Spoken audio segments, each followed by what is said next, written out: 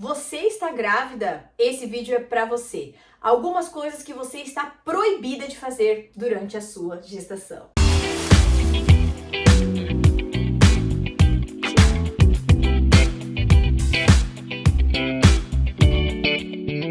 Olá, eu sou Maria Angélica, Nutri das Mamães. Um beijo para você. Se você está aqui a primeira vez, quero te convidar para se inscreve no canal, dá um like nesse vídeo, ativa o sininho das notificações, fique atento às minhas outras redes sociais. E quero te convidar especialmente para conhecer o www.nutridasmamães.com, este site, este meu site, cheio de informações relevantes deste período tão importante para você e para o seu bebezinho. O assunto hoje, gente, é um assunto sério.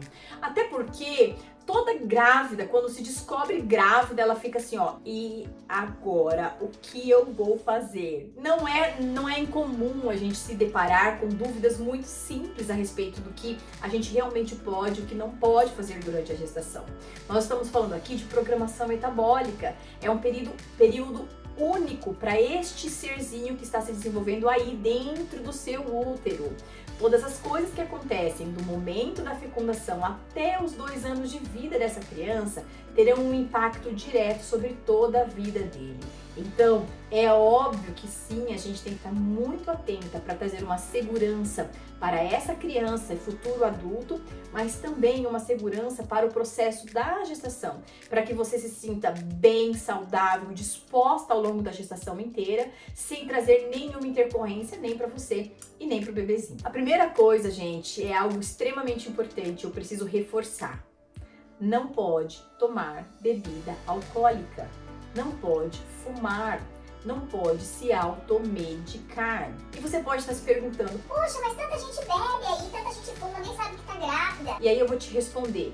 Você é uma dessas pessoas que quer apostar se vai dar errado pra você ou não? Eu imagino que não.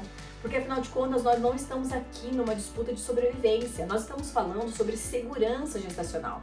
E o fato de você estar aqui neste vídeo me fala muito sobre você. Você está sim querendo garantir que você faça tudo certo. Então, parabéns para você. Nada de álcool, nada de cigarros e nem de automedicação. A questão da automedicação ela é muito importante. O metabolismo do bebezinho, do embrião que está na sua barriguinha, ele não é igual ao seu.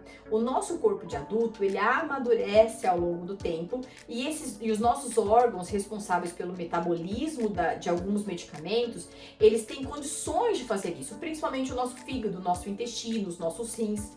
O bebezinho não tem nada disso. E quando você usa um medicamento fora da orientação médica, isso influencia diretamente no desenvolvimento desse bebê, que pode sim, dentro do contexto de programação metabólica, que eu já falei aqui, trazer um impacto na vida adulta. Tem um fator bastante importante, que é em relação ao desenvolvimento neurocomportamental dessa criança, que é um dos assuntos que eu tenho mais preocupação nos dias de hoje. Todas as coisas relacionadas a medicamento, não apenas os compostos ativos, mas desde corantes, aditivos químicos, talco, recipientes que estão nesse medicamento, podem trazer um prejuízo para o cérebro dessa criancinha. E aí depois a gente acaba incorrendo no risco de ter um bebê, uma criança que tenha hiperatividade, déficit de atenção. Aí, dentro do transtorno do espectro autista, a gente tem variáveis que podem acontecer. E você não vai querer correr o risco de expor o seu filho a isso. Então, fato é, nada de álcool, nada de cigarro e nem de automedicação. Se você sentir qualquer coisa, tiver alguma demanda relacionada à sua sensação, converse com o seu ginecologista obstetra, converse com a sua nutricionista. Se quiser, inclusive, saber como funciona o meu acompanhamento, é muito simples. Envie um WhatsApp para 419-9536-2802, por lá eu te envio certinho como funciona o meu acompanhamento. Como nutricionista, a gente não pode mexer em medicamentos, jamais, mas nós podemos te orientar em como conduzir esse processo até que o seu médico te dê uma resposta. Uma segunda coisa que grávidas não podem deixar de fazer é simplesmente deixar a gestação acontecer.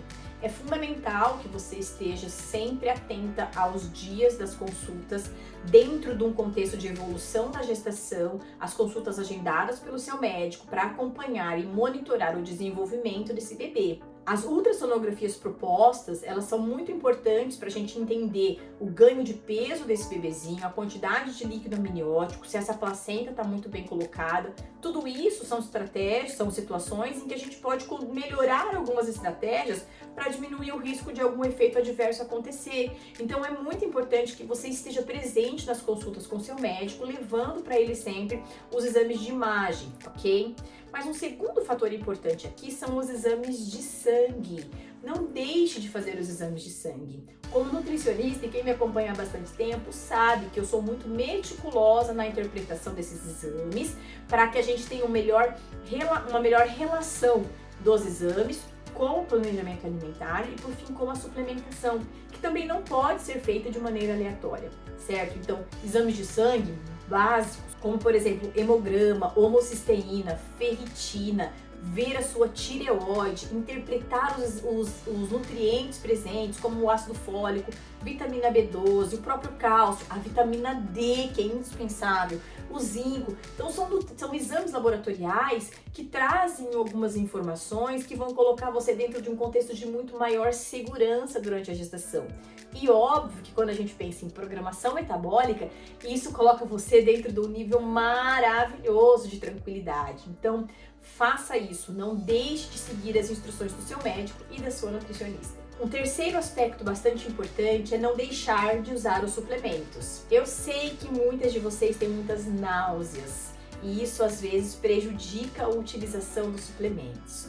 Mas algumas estratégias que eu conduzo às minhas pacientes em mudança de horário, consumir o suplemento antes do horário da refeição, de repente dividir melhor isso ao longo do dia, ou mesmo ajustes como diminuir a quantidade de suplementos.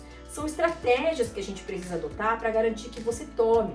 Não é à toa que alguns nutrientes têm indicação de serem introduzidos na vida da mulher 3 meses antes da concepção acontecer, porque há sim redução do risco de malformações fetais. Então você precisa garantir que você esteja aderida ao processo de utilização dos suplementos que a sua nutricionista especializada em materno-infantil, no meu caso aqui, te oriente. Suplementos prontos de farmácia não são interessantes. Leia a lista de ingredientes deles, que no caso chamam-se excipientes. Geralmente eles têm corantes, eles têm talco, eles têm aditivos químicos que em nada favorecem o processo de gestação. Idealmente, eles devem ser manipulados, individualizados com base nos seus exames laboratoriais. E um último item fundamental é não tome chás, não tome café. Por quê? Uma resposta é muito simples. Porque não há segurança, os artigos científicos não trazem segurança para nós em relação à utilização de ervas na gestação. 99% dos fitoterápicos, que são as ervas, elas têm um efeito negativo na gestação, desde a diminuição do líquido amniótico, contração uterina, alterações hormonais. Então, eu gostaria de conduzir e de orientar você em um cenário de segurança. O que pode ser utilizado na gestação é chazinho de gengibre, chazinho de hortelã e os chás de frutas, todos eles sem açúcar, claro. E o café, os artigos apontam que aproximadamente 150 mg de cafeína ao longo do dia pode ser consumido com segurança. E aí tudo depende do teu histórico. Então você já passou por perdas gestacionais? O seu bebezinho está indo bem? É a primeira gestação? Qual é a sua idade? Então quanto mais complicações você me apresentar, menor a probabilidade de eu permitir você consumir o café, porque existe sempre um risco associado. Então tenha consigo esse contexto de tudo que você puder fazer para colocar vocês em segurança. Faça, não deixe para depois, se acontecer algo, você ficar se culpando por um tempão. Então não faça, fique tranquila, durma em paz. Existem 1000 estratégias, existem outros alimentos, outras estratégias alimentares de prática e dietética que não vão fazer você ficar com fome, com sede ou com vontade. Basta você procurar a pessoa certa para te orientar. Espero que você tenha gostado desse vídeo. Quero te convidar para conhecer o www.nutridasmamães.com, o meu site cheio de informações. Te convidar também para se inscrever no canal, dar um like nesse vídeo, ativar o sininho das notificações. Um beijo pro pessoal do podcast do Positivo ao Nascimento. Te vejo nos próximos. Tchau, gente!